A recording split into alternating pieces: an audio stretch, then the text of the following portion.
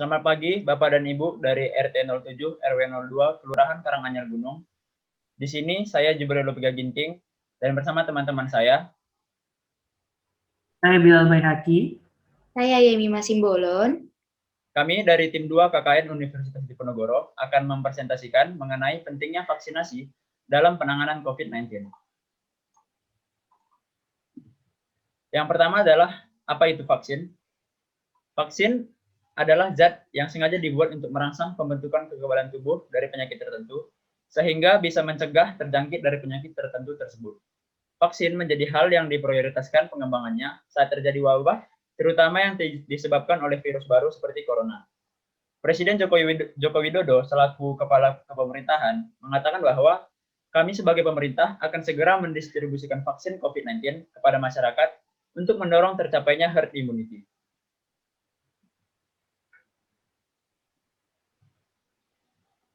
Tujuan vaksin. Yang pertama adalah menurunkan kesakitan dan kematian. Yang kedua, melindungi dan memperkuat sistem kesehatan secara menyeluruh. Yang ketiga, menjaga produktivitas. Dan yang keempat adalah meminimalkan dampak sosial dan ekonomi akibat pandemi COVID-19. Jenis-jenis vaksin yang tersedia di Indonesia, berdasarkan Kementerian Kesehatan atau Kemenkes, telah menetapkan 7 vaksin COVID-19 yang akan digunakan di Indonesia. Yang pertama adalah vaksin AstraZeneca, yang kedua adalah Sinopharm, yang ketiga Moderna, yang keempat Pfizer, yang kelima Sinovac, yang keenam Novavax, dan yang ketujuh adalah vaksin yang diproduksi oleh PT Bio Farma. Dampak vaksinasi di negara-negara lain, contohnya di Inggris sudah kembali membuka perhotelan sepenuhnya pada tanggal 19 Juli. Di Kanada, warga Kanada dan penduduk tetap yang telah menerima 2 dosis vaksin COVID-19 akan dibebaskan dari karantina saat kembali ke negara itu mulai 5 Juli. Di Kolombia, mulai 15 Juli, pelancong internasional tidak perlu lagi menunjukkan tes PCR negatif dan kelas tatap muka akan dilanjutkan untuk anak-anak kelas sekolah hingga mahasiswa. Dan di Prancis mengakhiri jam malam nasional pada 20 Juni, 10 hari lebih awal dari yang dijadwalkan, sementara masker tidak lagi diperlukan di luar ruangan. Data vaksinasi di Indonesia, ini adalah data per 15 Juli 2021. Jumlah terpapar COVID-19 adalah sebanyak 2.726.803 dan jumlah yang sembuh adalah 2.176.412 orang. Dan data vaksinasi COVID-19 di Indonesia, vaksinasi pertama sebanyak 39.628.149 orang dan vaksinasi kedua adalah 15.810.099 orang. Target sasaran vaksin nasional di Indonesia adalah sebanyak 208.265.720 orang. Selanjutnya adalah bahaya berita hoax vaksin, ketakutan masyarakat, serta solusi, serta cara memilih berita dengan baik demi kebaikan. Yang pertama adalah berita tentang vaksin yang tersedia saat ini belum teruji secara klinis. Ini dapat dipastikan adalah hoax. Vaksin Pfizer telah mengantongi izin BPOM. Efikasi vaksin mencapai 100%. Penggunaan vaksin tersebut hanya dapat dilakukan setelah mendapatkan izin edar atau izin penggunaan pada masa darurat. Takut dengan jarum suntik? Tenang, ini solusinya. Cara mengatasi ketakutan terhadap jarum suntik, yang pertama adalah pastikan jadwal vaksinasi. Yang kedua, jangan terlalu dipikirkan. Yang ketiga, fokus pada dampak positif dari vaksin COVID-19, serta yang keempat, alihkan perhatian.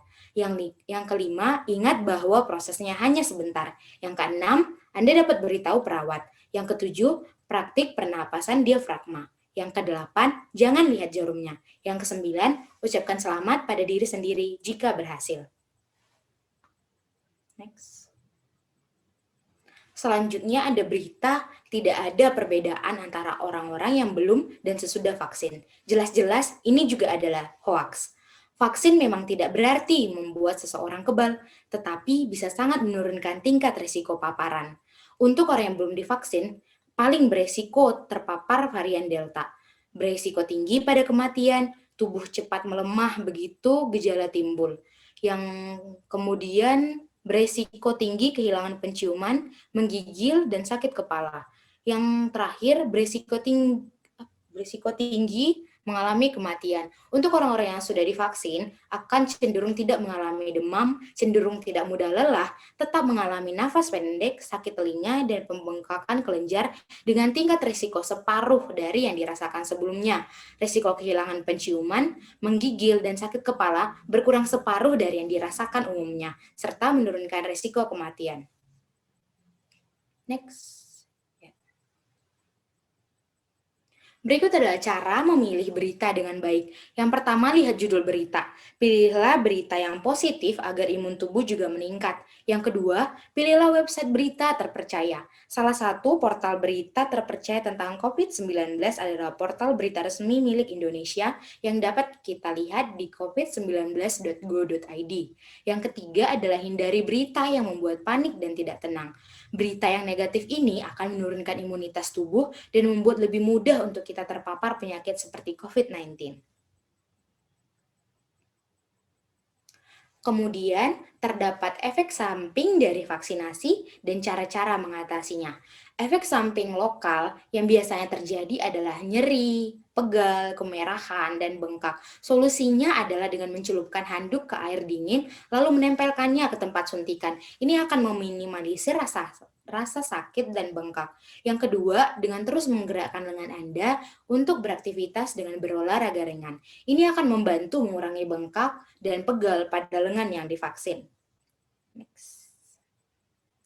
Kemudian ada efek samping umum seperti kelelahan, sakit kepala, nyeri otot, menggigil, demam, dan mual. Tenang, ada solusinya. Anda hanya perlu meminum obat yang bisa dibeli di apotik tanpa resep. Contoh obat-obatan yang bisa Anda minum antara lain seperti paracetamol dan ibuprofen. Obat-obatan tersebut terbukti bisa mengurangi atau menghilangkan gejala atau rasa tidak nyaman yang ditimbulkan akibat vaksin. Yang kedua, pastikan Anda meminum banyak air putih untuk mencegah dehidrasi. Dan yang ketiga, menggunakan pakaian yang tipis untuk mencegah panas terperangkap dalam tubuh Anda. Ini adalah info penting bagi Bapak, Ibu, dan juga teman-teman sekalian bahwa tidak direkomendasikan untuk meminum obat sejak sebelum menerima vaksin untuk mencegah timbulnya efek samping setelah vaksin. Selanjutnya akan dijelaskan oleh teman saya. Terima kasih, Rima. Selanjutnya kita bakal bahas tentang prosedur mengikuti vaksinasi, Ibu dan Bapak dan teman-teman sekalian. Untuk prosedur mengikuti vaksinasi, perlu kita ketahui tempat-tempatnya dulu. Tempat-tempat dilaksanakannya pelayanan vaksinasi COVID itu ada di puskesmas dan puskesmas pembantu. Selanjutnya ada di klinik, ada di rumah sakit, ada di unit pelayanan kesehatan, di kantor kesehatan pelabuhan atau KKP. Selanjutnya, ketika kita sudah tahu tempat dilaksanakannya vaksinasi COVID, kriteria-kriteria individu apa saja yang tidak boleh divaksinasi COVID? Ada kriterianya. Yang pertama, orang yang sedang sakit. Yang kedua, memiliki penyakit penyerta atau penyakit bawaan. Yang ketiga, tidak sesuai usia, berarti di bawah 18 tahun. Selanjutnya ada memiliki riwayat autoimun. Riwayat autoimun berarti tubuh kita ini, antibodi kita, imun kita menyerang segala apapun yang dianggapnya salah, termasuk vaksin. Jadi kalau misalnya dia menyerang vaksin, dia bakal menyerang diri ibu dan bapak. Jadi ibu bapak akan tetap sakit meskipun sudah divaksin. Selanjutnya penyintas COVID. Namun penyintas COVID-19 ini sesuai dengan edaran ID, setelah 3 bulan sudah bisa divaksinasi. Jadi ibu dan bapak-bapak yang sudah pernah terpapar COVID, apabila sudah 3 bulan, langsung saja ke tempat vaksinasi, lalu dilakukan vaksin. Selanjutnya yang terakhir adalah wanita hamil dan menyusui. Perlu ibu-ibu dan bapak-bapak perhatikan bahwa vaksin hanya diberikan kepada orang yang sehat. Maka harus pastikan diri sendiri fit atau sehat ketika datang ke tempat vaksinasi. Selanjutnya, ada langkah-langkah untuk persiapan vaksinasi COVID-19. Ada 3 langkahnya ibu-ibu dan bapak-bapak. Kami lansir dari Indonesia-Baik.id. Yang pertama itu lakukan pendaftaran dan pastikan sudah terdaftar. Silakan melakukan pendaftaran sesuai petunjuk panitia penyelenggara sebelum datang ke tempat vaksinasi. Yang kedua, harus periksa kesehatan dan pastikan kondisi fit. Disarankan memeriksakan diri ke dokter untuk dilakukan pemeriksaan fisik. Yang ketiga, pelajari rangkaian proses vaksinasi. Nanti kurang lebih ada 14 pertanyaan yang harus bisa dijawab oleh calon penerima vaksin. Dampak positif persiapan ketika ibu dan bapak melakukan persiapan vaksinasi. Yang pertama itu kekebalan tubuh penerima vaksin akan terbangun sehingga siap menghadapi COVID-19 apabila terpapar nantinya. Yang kedua, beban tenaga medis akan turun dan ketersediaan tempat tidur di rumah sakit akan meningkat. Yang terakhir, upaya memutus pandemi ini bersama-sama akan semakin terasa. Setelah vaksinasi COVID, ada beberapa hal yang harus ibu-ibu dan bapak-bapak perhatikan. Yang pertama, perhatikan efek samping vaksin, seperti yang sudah dijelaskan teman saya tadi. Lalu redakan efek sampingnya. Kalau misalnya sakit di tempat yang dilakukan vaksin, kasih handuk. Kalau misalnya nyeri, pegal-pegal, sakit kepala, silakan datang ke apotik, terus beli obat yang tanpa resep, seperti ibuprofen atau paracetamol. Tetap terapkan protokol kesehatan apabila sudah terinfeksi, apabila sudah divaksin, bahkan masih bisa kena COVID-19. Jadi tetap terapkan protokol kesehatan. Siapkan diri untuk vaksinasi kedua, lalu mendapat vaksinasi untuk penyakit lain setelah vaksin COVID-19. Itu saja yang bisa kami sampaikan. Saya Bilal Bayhaqi Jubrio dan Yemima untuk edukasi tentang seberapa pentingnya sih vaksin COVID-19. Saya harap ibu-ibu dan bapak-bapak tetap tercerahkan agar nantinya bisa bersama keluarga datang ke tempat vaksin untuk dilakukan vaksinasi COVID-19. Tetap sehat ibu-ibu dan bapak-bapak. Segala doa kami untuk kesehatan ibu-ibu dan bapak